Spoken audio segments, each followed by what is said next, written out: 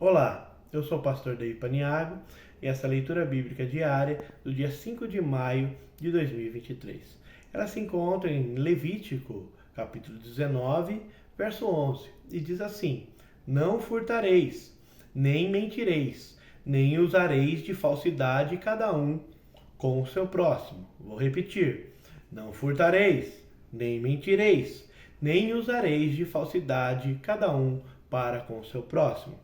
No contexto de Levítico, capítulo 19, o Senhor prossegue em ensinar o seu povo o que eles deveriam fazer para serem santos como ele. E no versículo 18 está o famoso mandamento: amarás o teu próximo como a ti mesmo, referência no Antigo Testamento. Para agradar a Deus e serem santos, os israelitas deveriam tratar bem os seus semelhantes. Quando o indivíduo ama a Deus e realmente lhe obedece, ele se torna uma pessoa melhor e um amigo melhor. A atenção do Senhor se volta nesse versículo para alguns dos mandamentos do Decálogo. Primeiro, ele lembra o seu povo que não deveria jamais furtar, que não deveria mentir ou de usar de falsidade para com o próximo. Essas são confirmações do 8º e 9º mandamento, respectivamente, que diz: não furtarás e não dirás falso testemunho contra o teu próximo. Se alguém ama seu próximo, há algumas coisas que ele jamais irá fazer, e elas estão incluídas. Ninguém furtará o seu próximo se realmente o ama, e ninguém mentirá àqueles que realmente ama. Primeira parte do versículo, sobre o 8º mandamento: não furtarás. O 8º mandamento servia para proteger os bens pessoais. Ele afirmava o direito de propriedade e o indivíduo não deveria ser injustamente destituído dos seus bens. A propriedade pessoal era um dom de Deus. Afinal, Deus é dono de todas as coisas. Salmo 124. Furtar era como roubar a Deus, que abençoou o próximo. Leis específicas elaboravam o que deveria ser considerado furto e a pena por furtar. O furto nunca foi considerado crime capital. Nem houve nenhum tipo de autorização na lei judaica para o desfiguramento físico, o que ocorre em outros códigos civis desta época. O antídoto, segundo o apóstolo Paulo, contra a prática do roubo é trabalhar arduamente. Efésios 4:28. Antes, trabalhe fazendo com as próprias mãos o que é bom. O trabalho foi designado por Deus a Adão antes da queda. Adão foi colocado dentro do jardim para cultivar e guardar.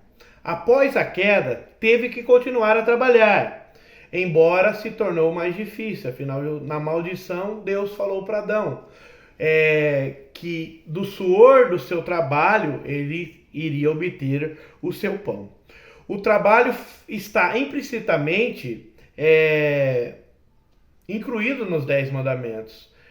Na questão do 4º mandamento sobre o sábado, está escrito: 6 dias trabalharás e farás toda a tua obra.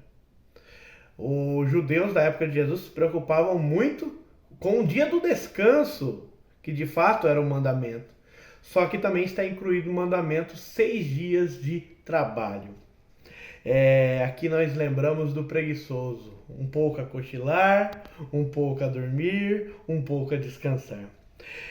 No Novo Testamento, Jesus foi acusado de violar o sábado trabalhando nesse dia. Paulo sustentou a si mesmo muitas vezes em seu ofício, trabalhando no seu ofício. Ele era fabricante de tendas. Ele recomenda o trabalho aos outros e chega a dizer a um povo que tinha na igreja de Tessalônica: se alguém não querer trabalhar, não coma também.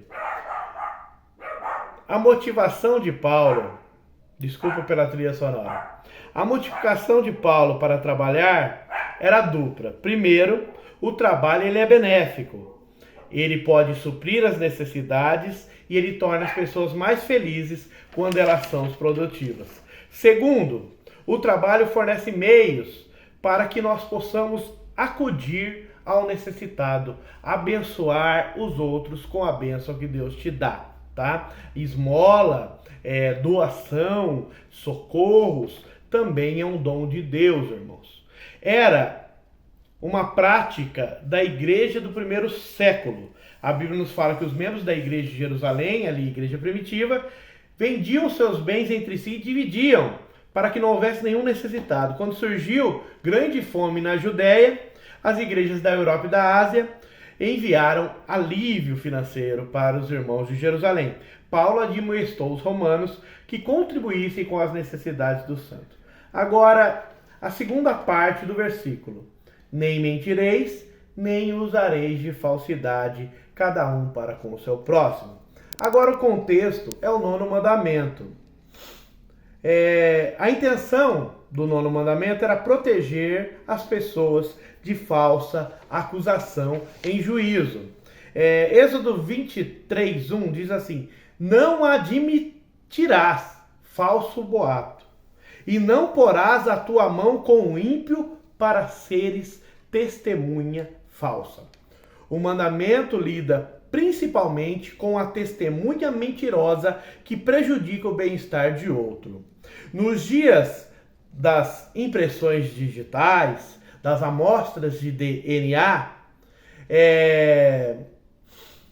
as testemunhas, elas acabam sendo, como que eu posso dizer, às vezes até ficando de escanteio, sem importância nos tribunais de hoje. No entanto, na época bíblica, sem testemunha era impossível alguém ser condenado por um tribunal. Inclusive, a Bíblia chega a dizer que por um testemunho ninguém deveria ser condenado. Uma só testemunha contra alguém não se levantará por qualquer iniquidade ou por qualquer pecado, seja qual for o pecado que cometeu, pela boca de 2 ou 3 testemunhas se estabelecerá o fato. Deuteronômio 19:15.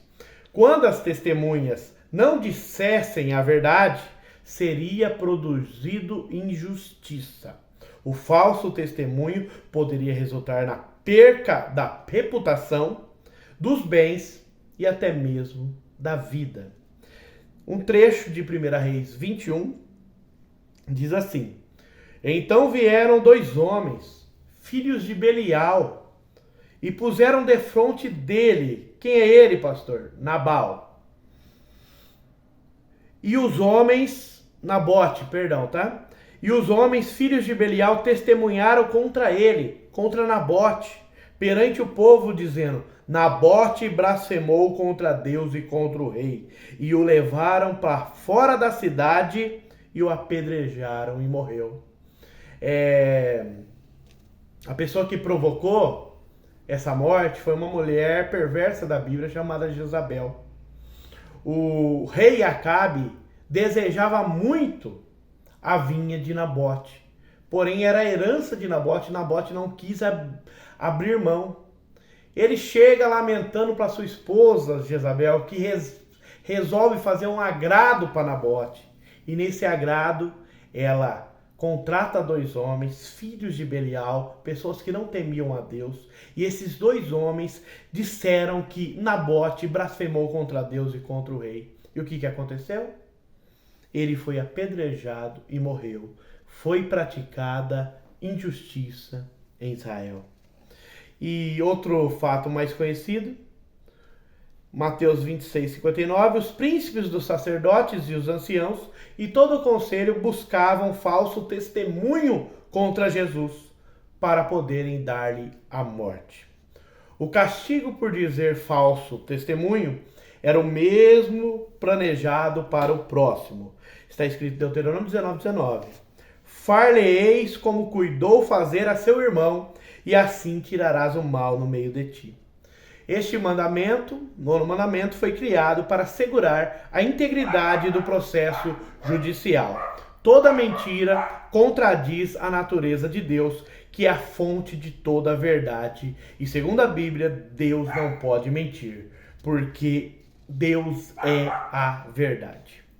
Senhor, meu Deus e Pai, te agradeço, Senhor, por cada um que assistiu este vídeo e te peço uma bênção especial por esse, Senhor, que está vendo até o final. Ó Pai maravilhoso, Pai de glória, que não haja, Senhor, malícia nos nossos corações, nós cristãos, que venhamos, Senhor, jamais defraudar o nosso próximo, obtendo aquilo, Senhor, que o Senhor o abençoou, que venhamos ser abençoados pelo Senhor, Pai, e ter contentamento com o que o Senhor nos dá. Ó Pai maravilhoso, Pai de glória, não permita, Senhor, que na nossa boca haja mentira ou falso testemunho contra ninguém, que não venhamos prejudicar o nosso próximo, pois a tua palavra diz que deveremos amá-los como a nós mesmos. Amém.